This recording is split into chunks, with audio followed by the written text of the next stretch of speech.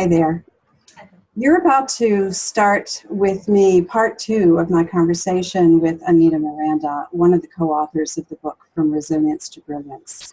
She shared some of her story about her growing up in and out of foster care since she was 2. That's just so hard for me to imagine. Yet her relationship with her mother was still so precious to her. I'm María Tomás-Keegan and your host for Tips for the Transition. Anita shares much of her story in an inspiring new book, From Resilience to Brilliance, available on Amazon. And it's my honor to help these authors spread their stories further so that others will benefit. Thanks, Anita, for being here with us and for being so vulnerable. I know this is a hard story for you to tell. Your life has been packed with emotional trauma, and I would hope that you can help us to understand which of those became your turning point and how did you push through them? Well, it actually was only about 10 years ago.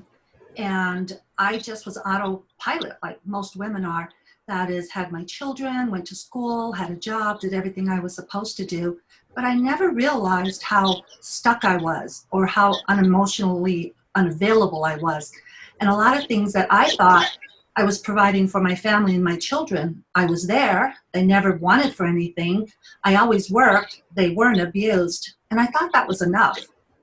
But I find out much years later from my 2 older children, before therapy, before I was diagnosed with post-traumatic stress disorder, that it wasn't enough. It wasn't even good enough. And it was very difficult for me to acknowledge. And I finally have forgiven myself that I did the best I could with what I had growing up. That was a very difficult time for me because, as most parents, I thought I was doing even better. I thought I was giving them the life that I would want. They had everything available. They traveled, they were on pageants, they were in swimming teams. They did everything that I dreamt of. They had their own bedrooms.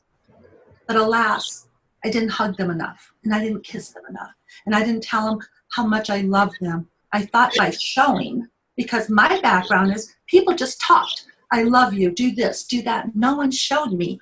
So like many of us do, I went to the extreme opposite. And I didn't want to baby talk, and I didn't want to sputter all the time. I wanted to show them through my actions. And what I learned, Maria, is really the two have to have a marriage. What you say and what you do has to come together because it doesn't communicate well. So that was the first part. 9/11 is my turning point. I didn't realize that I had these issues. I grew up in a farm and never went to therapy, never really figured that anything was wrong. We were all kind of crazy. I was in the Navy and I was assaulted in the Navy. So already betrayed number 2. And I didn't realize that that had already altered my life. And I got out a few years later, stayed in the reserves, had a house, had a husband, had an amazing job. Everything was great, just emotionally unavailable. 9/11 hit, and that's the turning point. When all of a sudden it seemed like something in my head just said, something's wrong with you, you're broken, you're not good enough. The voices just kept coming and coming and coming. I lost almost everything. I lost my relationship, my children. I almost lost my home. I quit my job. I was down to the wire of dollars in my account, and I didn't know what to do. Thank goodness I'm a veteran, and the VA is equipped to help those with post-traumatic stress disorder. And I had been told about that before, but I never really put 2 things together. People have always said I was bipolar or schizophrenic like my mother, but I knew I wasn't, so the 2 didn't match. So when I actually was at the VA, one of the psychiatrists who was amazing and a life changer, and again, this is a takeaway, this is go to people, find the people that are going to support you and that are really going to listen to you. She told me that all the diagnoses have been wrong. She had me get a medical, mental, comprehensive. It came back with post-traumatic stress, general anxiety. I had been medicated and therapized with all the wrong remedies, and that was the big turning point. I was able to win my benefits within a year, and I thought, okay, I have my medical, I have my money, I can do whatever I want, I look good, I feel good. And then one day I realized that my life, Maria, was based on that clock. Every quarter of an hour, I knew I got to take my medication, and that meant I got to sleep for another hour and a half.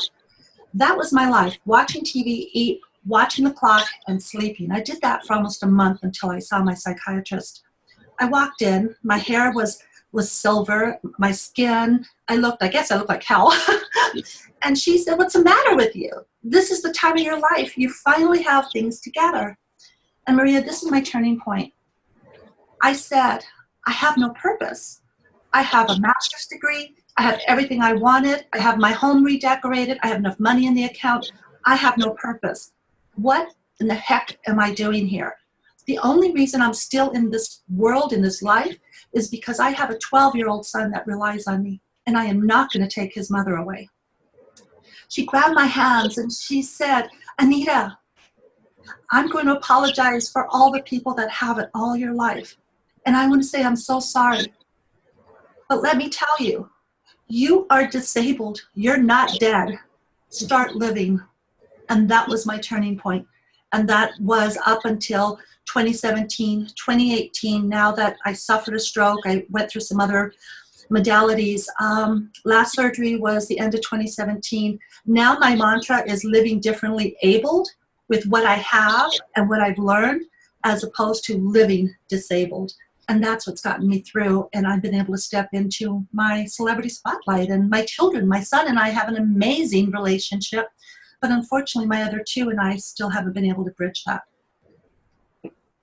So you're on a journey, and things have a habit of changing when the time is right.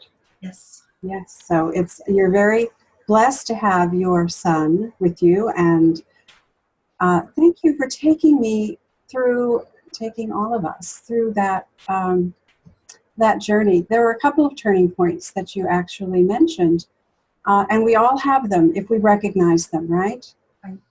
And I love that your therapist took your hand, apologized for everyone else in your life previously who had not given you had not celebrated you for who you are, and told you it's time to start living. And tell me again what your mantra is.